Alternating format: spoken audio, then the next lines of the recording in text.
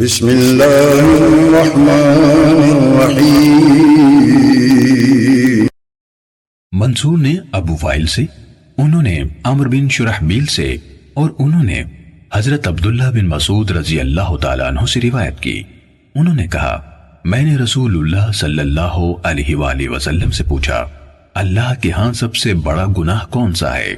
آپ صلی اللہ علیہ وسلم نے فرمایا، یہ کہ تم اللہ کے ساتھ کسی کو شریک بناؤ جبکہ تمہیں اسی اللہ نے پیدا کیا ہے۔ میں نے عرض کی، واقعی یہ بہت بڑا گناہ ہے۔ کہا، میں نے پوچھا پھر کون سا؟ فرمایا، یہ کہ تم اس ڈر سے اپنے بچے کو قتل کرو کہ وہ تمہارے ساتھ کھائے گا۔ کہا، میں نے پوچھا پھر کون سا؟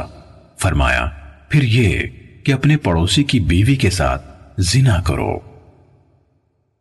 صحیح مسلم حدیث نمبر 257۔ اللہ کے والد معاذ بن معاذ عنبری نے کہا، ہمیں شعبہ نے ولید بن عیزار سے حدیث بیان کی۔ انہوں نے ابو عمرو شیبانی کو کہتے ہوئے سنا کہ مجھے اس گھر کے مالک نے حدیث سنائی، اور عبداللہ بن مسعود رضی اللہ عنہ کے گھر کی طرف اشارہ کیا۔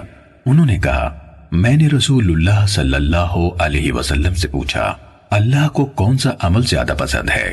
آپ صلی اللہ علیہ وسلم نے فرمایا، نماز کو اس کے وقت پر پڑھنا۔ میں نے پوچھا پھر کون سا؟ فرمایا، پھر والدین کے ساتھ حسن سلوک کرنا۔ میں نے پوچھا پھر کون سا؟ فرمایا، پھر اللہ کی راہ میں جہاد کرنا۔ ابن مسعود رضی اللہ عنہ نے کہا، آپ نے مجھے یہ باتیں بتائیں، اور اگر میں مزید سوال کرتا تو آپ مجھے مزید بتاتے۔ صحیح مسلم حدیث نمبر 254۔